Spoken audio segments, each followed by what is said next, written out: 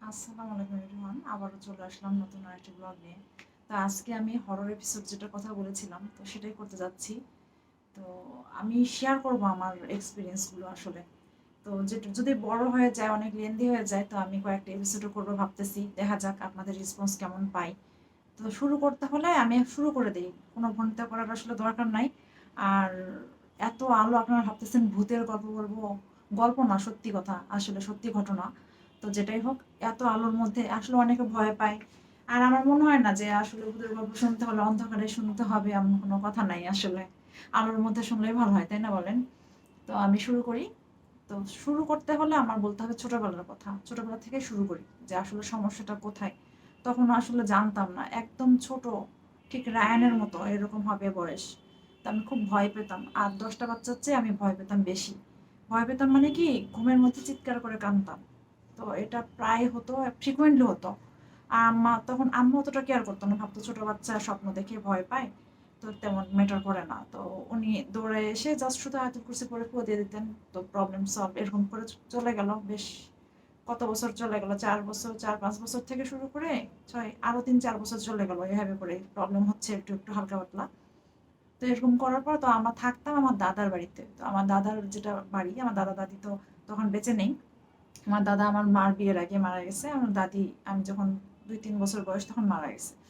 তো বাড়ি ছিল, মাটির বাড়ি ছিল, দোতলা বাড়ি। তো আব্বা তখন সেই সময়টাতে একটা নতুন, সে সময়টাতে মানে তখন কত সাল, 1994 সাল, 1994 সালের দিকে তখন আমাদের একটা মানে একদম পাকা বাড়ি, যেটা বিল্ডিং বাড়ি বলা যায়, ছাদ বিল্ডিং, এরকম একটা অত্যাধুনিক বাড়ি সে সময়।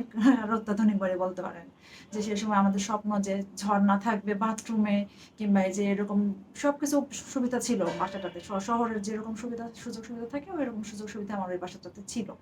তো আমরা এই বাসাটাতে পার হয়ে আসি, মানে আব্বা এই বাসাটা তৈরি করেন। তারপর আমরা ওই দাদার মাটির বাড়ি থেকে পার হয়ে এই বাসাতে আসি।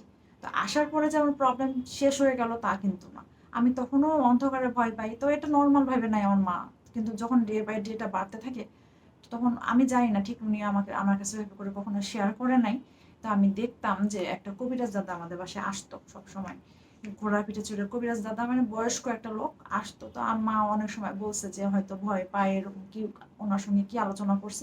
আর ওনাকে কিভাবে চিনে আমি ঠিক জানি না, মনে হয় দূর সম্পর্কে আত্মীয়, মেবি সম্ভবত হয় আমাদের আত্মীয়। উনি ঘোড়ার পিঠে করে আসতো, এটা আমার কাছে খুব মনে আছে।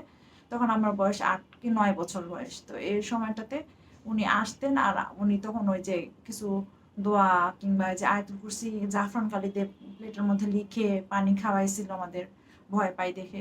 তো এরকম কিছু কথা উনি বলছে যে হয়তো কেউ খারাপ করতে চাচ্ছে মানুষজন। তো আসলে বদনজর কিংবা জাদু টোনা, ব্ল্যাক ম্যাজিক, এগুলো কিন্তু আসলে অস্বীকার করার কিছু নেই। এগুলো তো কোরআনের কথা, তাই না? এগুলো তো মানে এগুলো আছে।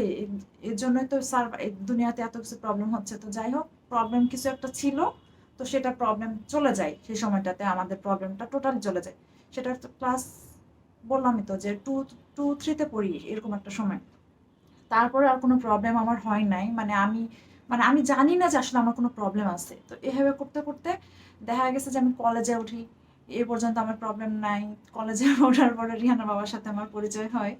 তো একদিন পড়তে গেছি, পড়তে যাওয়ার পরে ঢাকায় তখন চলে আসছি। ঢাকায় আমি কলেজে পড়াশোনা, মানে এসএসসিটা গ্রাম থেকে পড়ে, সাপাহার থেকে পড়ে আমি ঢাকায় আসছি কলেজে। সেকেন্ড ইয়ারে যখন উঠছি তখন ওর সঙ্গে একদিন আমি একসঙ্গে আমরা প্রাইভেট পড়তাম, স্যারের বাসায় পড়তাম। তো পড়াশোনা শেষ করে ও আমাকে একদিন সন্ধ্যা হয়ে আসছে প্রায়, তো স্যার বলছে যে আমাকে একটু আগায় দিয়ে আসো। তো আমি থাকি তখন চাচির বাসায়, তো আমাকে আগায় দিবে। তো আমি দুজন গল্প করতে করতে একটু ঘোরা পথে যাচ্ছি, দুজন যেহেতু কথা বলছি। তো যেতে যেতে একটা গাছ দেখি, হ্যাঁ। তো গাছটা আমার কাছে চেনা না, একটা গাছ, খুব সুন্দর ফুল, এত সুন্দর ফুল, সে ফুল দেখে আমার খুব ভালো লাগতেছে যে এত সুন্দর ফুল। তো আমি ওকে বলতেছি ফুলটাকে আমি নিব। আবার ভাবতেছি রাতের বেলা এই ফুলটা নিব, ছিঁড়বো, এরকম একটা ভয় পাচ্ছি। কিন্তু ও বলছে নিয়ে দিই। ও জোর করে ছিঁড়ে দিল আমাকে ফুলের ডালটা। তো তখন আমি চিনতাম না ওই ফুলটা কি ফুল। তো পরে নাম না জানা ফুল, পরে জানি যে ওটা হিজল ফুল, হিজল গাছ। তো হিজল গাছ এই টাইপের গাছগুলোতে কিন্তু ভূত থাকে। তো যাই হোক, আমি জানতাম না। আমি ওই ফুলটা নিয়ে যেয়ে আমি চাচির বাসায়, আমি যে ঘরে থাকি, আমি খাটের ওখানে গুজে রাখলাম, সারা রাতি রাখলাম। তো আমার সারা রাত টোটালি ঘুম হলো না, কেমন একটা অস্থির লাগতেছে, ছটফট করতেছে আমার কিন্তু। তারপর দিন আমি এটা ফেলাই দিছি, সকালবেলায় ফেলাই দিছি। যখন বুঝতে পারছি ফেলাই দিছি, তারপরে আর কোনো সমস্যা হয়নি। কিন্তু আমার সিভিয়ার কোনো সমস্যা তখনও হচ্ছিল না। সমস্যাটা হলো কোথায়, শুরু হলো কোথায়, এটা আমি এখন বলবো। তো ইন্টার শেষ, মানে এতদিন আমি মোটামুটি বেশ ভালো পর্যায়ে আছি, কোনো কিন্তু সমস্যা নাই। তো সমস্যাটা শুরু হলো যখন আমি ভার্সিটিতে উঠলাম। তো ভার্সিটিতে উঠলাম, এআইইউতে ভর্তি হয়েছি। তো ওখানে ওদের হোস্টেল ছিল।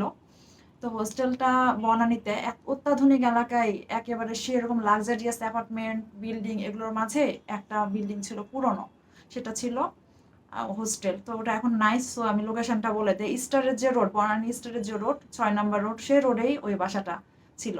তো ওই বাসাটাতে মানে তখনকার মানে মনে হয় যেটা পাকিস্তান আমলের, বাট পাকিস্তান আমল কি তার কতদিন আমলের ঠিক আমি জানি না, বেশ পুরান একটা বাসা, বাট অনেক মানে বনেদি এলাকাগুলোতে যেরকম হয় মানে সব রকমের সুযোগ সুবিধা ছিল। আর সবচেয়ে আকর্ষণ ছিল আমার রুমের পাশে যে একটা বিশাল বড় খোলা ছাদের মতো একটা বারান্দা, পুরা খোলা ওপেন ছাদের মতো একটা বারান্দার মতো ছিল। তো খুব সুন্দর লাগতো। তো হোস্টেল বলতে কি, যে আমরা যে রুমে থাকতাম ওটা মেইনলি ড্রয়িং রুম ছিল। তো ওই রুমে আমরা 3 জন থাকতাম। তো প্রায় রুমে 1 জন 2 জন 3 জন এরকম থাকতাম। তো সপ্তাহে আমার সঙ্গে থাকতো একটা বড় আপু, ইভা আপু, আর আমার তার সঙ্গে আর একজন ছিল, নাম লাবণী। তো ও লাবণী আর আমি ব্যাচমেট, ইভা আপু সিনিয়র। তো সপ্তাহে হতো কি, ইভা আপু দেখা গেল যে চলে যেত বৃহস্পতিবারের দিন, বাসায় চলে যেত, ওনার বাসায় নারায়ণগঞ্জ উনি চলে যেতেন বৃহস্পতিবারের দিন। লাবণী বাবা ফ্যামিলি থাকতো ময়মনসিংহে। তো ও কি করতো, বুধবারের দিন ওর লাস্ট ক্লাস। তো বুধবারের দিন ক্লাস শেষ হওয়ার পরে ও 4টার সময় বের হয়ে যেত, 4টা 5টার দিকে ও বের হয়ে যেত, ময়মনসিংহ চলে যেত। আমি থাকতাম একা আমার রুমে। তো রুমের লোকেশনটাও আমার একটু বলতে হবে, মানে প্রবলেমটা কি শুরু করার জন্য রুমের লোকেশনটা আসলে বলা জরুরি। এন্ট্রান্স মানে ঢুকতেই আমার হাতে বাম দিকে ওই যে ড্রয়িং রুম ছিল যেহেতু, তো ওটা একটা মানে ড্রয়িং রুম হলেও কি হবে, ওটা মানে রুম যেরকম নর্মাল রুম হয় ওইরকম রুমের মতোই। তো ওইটাই আমার রুমটাই, তারপরে ডাইনিং, আর ডান পাশে আমার, বাম পাশে হলো আমার রুম, ডান পাশে হলো কিচেন, আর একটু সামনে গিয়ে ওটা হলো ডাইনিং, বড় খোলা ডাইনিং। আর ওই দিকের পাশে আরো 2টা রুম আছে। আবার আমার রুমের পাশ দিয়েও একটু ঘুর পথে গেলে আরেকটা রুম আছে, আমার বাথরুম আর ওই রুম কানেক্টেড। মানে দুই দুই রুম, আমরা এক বাথরুম শেয়ার করতাম। তো যাই হোক, তো শুক্রবার বৃহস্পতিবারের দিন তো ওরা চলে যেত। আমার বৃহস্পতিবার দিন রাত, শুক্রবারের দিন রাত, এই 2 রাতটা আমার একা থাকা লাগতো। শনিবার দিন আবার, শনিবার দিন না, হ্যাঁ শনিবারের দিনও ঠিক না, শনিবার রাতও আমার থাকা লাগতো। রবিবারের দিন সকালবেলা ওরা ফিরে আসতো, লাবণী আর ইভা আপু ফিরে আসতো। তো আমার সমস্যাটা শুরু হয় কিভাবে সেটা বলছি। তো ওই 2টা রাত আমি একা থাকতাম। আমি যে খুব ভয় পাই তা কিন্তু না, তখনও কিন্তু আমি বুঝতে পারিনি যে আমার সমস্যাটা আসলে কোথায়। তো আমার আরো যারা আছে অন্য রুমের মেয়েরা, ওরাও অনেক মানে দেখা যায় মজা করতাম, আমরা বেচমেট আছে, ওদের সাথে গল্প করতাম। তো রুমে আমি রাতে লাইট জ্বালায় ঘুমাতাম না। আমি এমনি নর্মাল অন্ধকারে ঘুমাতাম, লাইট অফ করে দিয়ে ঘুমাতাম। কারণ আমাদের রুমের একটা জানালা আছে, ওই জানালাটা ঠিক আপনার ইয়ের দিকে মুখ করা, মানে ওই ডাইনিং এর জানালাটা, হ্যাঁ আমাদের রুমের জানালা দিয়ে ডাইনিংটা দেখা যায়। এরকম একটা রুমে মানে ঘরের মধ্যে জানালা, এরকম আমি কোনো বাসাতে দেখি নাই। যে ওই বাসাটাতে ছিল যে ঘরের মধ্যে একটা জানালা। তো ডাইনিং এ লাইট জ্বালানো সারা রাত থাকতো, তো আমার রুমটা পুরো আলোকিত হয়ে থাকতো। তো এরকম একটা রুম, সুন্দর। যাই হোক, আমার ভয় লাগতো না। তো হঠাৎ করে আমি রাত্রেবেলা একদিন অনুভব করি যে আমার শরীরটা পুরো ভারী হয়ে আসতেছে। তো ভারী হয়ে আসতেছে মানে অনুভূতিটা আমি ঠিক বোঝানোর মতো না, কিরকম একটা অনুভূতি হয়। তো ভারী হয়ে আসতেছে, আমি মনে মনে যত দোয়াদুর বুঝতে পারতেছি যে কিছু একটা সমস্যা হচ্ছে, দোয়াদুর পড়তেছি, এরকম করতেছি, করতে করতে এক পর্যায়ে আমি আয়াতুল কুরসি পড়ি এবং সেটা চলে যায়। তো চলে যায়, তারপরে আমি ঘুমায় পড়ি এরকম। তো এভাবে করে গেল। পরের দিন আমার মনে হয়েছে বিষয়টা যে এরকম আমার কেন হলো। তো আমি ভাবলাম যে আমি ভয় পাইছি মনে হয়, স্বপ্ন দেখছি মনে হয়, এরকম আমি কোনো কারো কাছে শেয়ার করি নাই। পরের সপ্তাহে আমার সেম এই কাজটা হলো। সেদিনও একবারই ওরকম হয়েছে, তারপরও আমি আয়াতুল কুরসি পড়ছি, চলে গেছে। তো এভাবে কয়েক সপ্তাহ গেল, যাওয়ার পরে যেটা হয় যে আমি প্রচন্ড ভয় পেয়ে যাই। তো আমি তখন করি কি, যে লাইট দৌড়ে যে আয়াতুল কুরসি পড়ার পর আমি দৌড়ে যে লাইটটা জ্বালাই দিই। তো লাইটটা জ্বালালে না না না, লাইটটা জ্বালাই দিই না, সরি। তো যেটা হয়েছে কি, যে আমি একবার ভর করে ওই রকম আয়াতুল কুরসি পড়ে চলে যায়। তো আমি ঘুমের আলস্যে আমি আর উঠি না, আমি ঘুমায় পড়ি।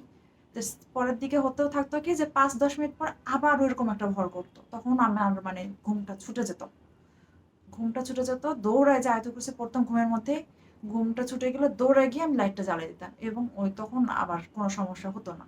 তো 2বার করে যখন এরকম কোনো সমস্যা হচ্ছে, তখন গরমের দিন, এত গরম, এমনিতেও জানালা দরজা সব লাগায় ঘুমাতে হতো, কারণ আমার জানালার ওই যে পাশটা ছাদ ছিল, তো একটা যে কেউ পুরুষ মানুষ দাঁড়ায় থাকতে পারে, একটা মেয়ে, আমি একা রুমের মধ্যে থাকি, তো জানালা খুলে তো আসলে ওখানে জানালার পিছনে যেহেতু দাঁড়ানোর স্কোপ আছে, তো আমি ওটা সেফ না, তো আমি ওইভাবে করে জানালা দরজা খুলে রাখতে পারতাম না।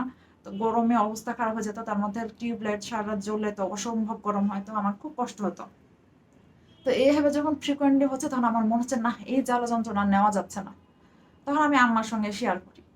তো আম্মার সঙ্গে আম্মাকে ফোন একদিন বললাম যে আম্মা, আমার এরকম সমস্যা হচ্ছে। তো আম্মা বলতেছে যে সমস্যা নাই, এটা মনে হয় তুমি স্বপ্ন দেখতেছো। তা আমি বলছি না, স্বপ্ন না, এটা তো আমার লাগাতার অনেক দিন ধরে হচ্ছে। তো আমি এভাবে করে বলছি, তা আম্মা মনে হয় কেয়ার করে না। আমরা এরকম করে কিছুদিন গেছে, যাওয়ার পরে আমিও ওরকম, মানে আমি ওরকম ভয় পাই, এরকম হয়, মানে ভয় যে আমি আসলে যে খুবই ভীতু তা কিন্তু না। সেটা আপনারা পরে জানবেন যে আমি আসলে কতটা মোটামুটি সাহসী, কিন্তু এত ভীতু না। তো এরকম হওয়ার পরে বেশ কয়েকবার হয়েছে, আম্মা তারপর অতটা কেয়ারে নেয় নাই। আম্মাও প্রচন্ড সাহসী, আম্মা এতটুকু ভয় পায় না। তো আম্মা আমাকে বলছে, তুমি স্বপ্ন দেখছো, তুমি ছোটবেলায় কান্নাকাটি করতা। তো আমি বললাম কি না, এটা আসলে সমস্যা হচ্ছে, এরকম বারবার কেন হবে একটা মানুষের। তো তারপরে উনি তখন কেয়ারে নিচ্ছে, বিষয়টা নেওয়ার পরে উনি বলছে যে ঠিক আছে, তাহলে আমি কোনো একটা বড় হুজুরের সঙ্গে কথা বলে দেখি। তো আমাকে আচ্ছা ঠিক আছে, কথা বলে দেখো। তো উনি তখন ওখানে একটা, আমাদের ওখানে একটা মাদ্রাসা আছে, ওই মাদ্রাসার বড় হুজুর, ওনার সঙ্গে উনি কথা বলেন। বলার পরে মাদ্রাসার হুজুর তখন একটু চমকে গেছে কথাটা শুনে। সব সব কিছু শুনে উনি চমকে গেছে। তো সব কি বুঝছে উনি, আল্লাহ ভালো জানে। তো আম্মাকে বলছে যে কিছু দিছে, কাগজ কি কি যেন দিছিল, আমার ঠিক অনেক আগের কথা, সেটা 2007 সাল, 8 সালের কথা। আমার ঠিক তখন অতটা মনে নাই। তারপরে আমার মনে আছে কিছু পানি পড়া দিছিল, কিছু কাগজের মধ্যে কি কি লেখা ছিল যেগুলো আমাকে পুরাতে বলছিল, যাই হোক আমার ঠিক মনে নাই। আর কি কি যেন এগুলো দিছিল, আর একটা তাবিজ দিছিল। তখন আমি জানতাম না যে তাবিজ গ্রহণ করা শিরক। তো আমি এই যখন এগুলো দেখছি, তারপরে ওটা নেওয়ার পরেও মোটামুটি, হ্যাঁ, আর আরেকটা কথা বলছে হুজুর যে আপনার মেয়ে যখন আসবে আমার সঙ্গে একটু দেখা করতে বলবেন। তো এই কথা আমাকে বলছে, কিন্তু আমি আনফরচুনেটলি ওনার সঙ্গে আমার দেখা হয় নাই। সেটাও আমি বলছি কেন দেখা হয় নাই। তো উনি, ওনার সঙ্গে যখন আমার, মানে উনি যখন এগুলো ইয়ে করলো, এই জিনিসগুলো, তখন আম্মা সবকিছু সংগ্রহ করে আমাকে পাঠায় দিল যে এগুলো তুমি এইভাবে করে আমল করো। তো এইভাবে করে যখন ইয়ে শুরু করলাম, তারপর দেখি কি যে না, ওটা নাই। তাহলে আসলে ছিল বলেন, আসলে কিছু একটা ছিল। আর ওনার সঙ্গে আমার দেখা হয়নি, কারণ আমি অনেক কম ছুটি পেতাম ভার্সিটিতে। তো এত কম ছুটিতে যখন বাসায় যেতাম, মানে আমি যখন গেছি 5-6 দিনের ছুটিতে, আম্মা একদিন বললো যে চলো ঠিক আছে, তাহলে খোঁজ নিয়ে দেখি যে হুজুর আছে কিনা। উনি তো দেখা করতে বলছিলেন। তো পরে উনি কোথায় যেন গেছিলেন, বেড়াতে গেছিলেন না কোথায় গেছিলেন ঠিক জানি না, সোজা কথা আমি ওনার আর কোনো খোঁজ পাই নাই। তো এরকম হলো। তো এখানে আমার মোটামুটি স্টপ হয়ে যায় না, স্টপ কিন্তু হয় নাই। কোথা থেকে আবার শুরু হলো সেটা আমি আবার পরে আপনাকে বলবো নেক্সট এপিসোডে।